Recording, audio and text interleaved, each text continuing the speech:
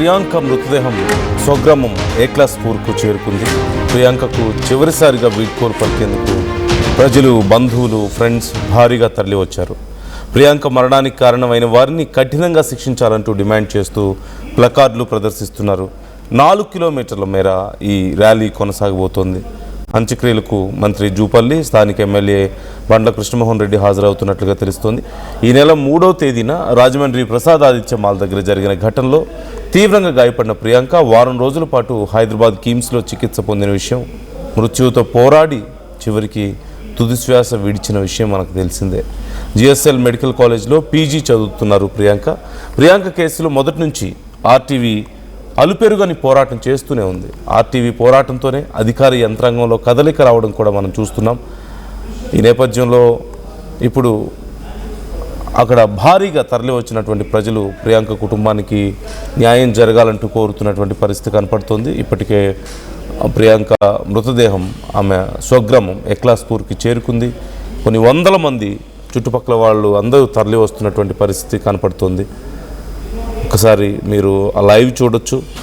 కుటుంబ సభ్యులు, ముఖ్యంగా ఆ తండ్రి గుండెలు పగిలేలా ఎలా ఏడుస్తున్నాడో, తన కూతురు ఇక తిరిగి రాదన్న నిజాన్ని జీర్ణించుకోలేక ఎలా కుమిలిపోతున్నాడో ఒకసారి మీరు చూడొచ్చు.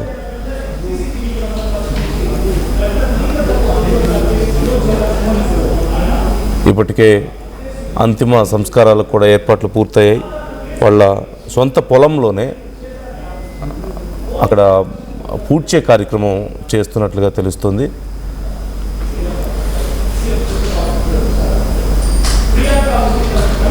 ఒకసారి మీరు ఆ విజువల్స్ లైవ్లో చూస్తున్నారు. ఆర్టీవీ మీకు ఎక్స్క్లూజివ్గా చూపిస్తుంది.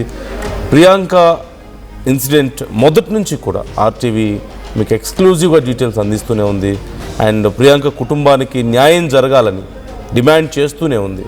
ఎవరు మాట్లాడినా మాట్లాడకపోయినా, ఎవరు ఈ కేసు గురించి పక్కదారి పట్టించే ప్రయత్నం చేసిన వాళ్ళందరి అసలు నిజాన్ని బయట పెడుతూ, ఆ కుటుంబానికి జరిగిన అన్యాయాన్ని అందరికీ తెలియజేస్తూ, ప్రియాంకకు జరిగినటువంటి దారుణాన్ని ప్రజలందరికీ తెలియజేస్తూ, ప్రియాంక కుటుంబం తరపున ప్రియాంక కోసం ఆర్టీవీ పోరాడింది. ఆర్టీవీ వరుస కథనాలకు అధికారుల్లో, ప్రభుత్వంలో సైతం చలనం మనం చూసాం. సీఎం రెస్పాండ్ అయ్యారు, డిప్యూటీ సీఎం రెస్పాండ్ అయ్యారు, స్థానిక నాయకులు రెస్పాండ్ అయ్యారు.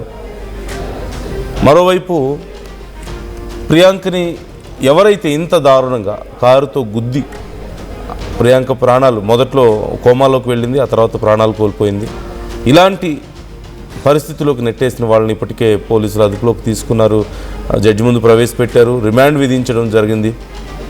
అయితే మాకు న్యాయం కావాలి మా కుటుంబానికి అంటూ ఆ తండ్రి కోరుకోవడం మనం చూస్తున్నాం. ఏం చేస్తే ఈ కేసులో న్యాయం జరుగుతుందని మీకు అనిపిస్తుంది? మీ అభిప్రాయాలను కూడా కామెంట్ చేయండి. మరోవైపు ప్రియాంక అంతిమ సంస్కారాలకు సంబంధించి ఎప్పటికప్పుడు ఆర్టీవీ మీకు ఎక్స్క్లూజివ్గా డీటెయిల్స్ అందిస్తూ ఉంటుంది. అనేక మంది అక్కడికి తరలి వస్తున్నారు. ఈ నేపథ్యంలో స్థానిక నాయకులు కూడా అక్కడికి వచ్చినట్లుగా తెలుస్తుంది.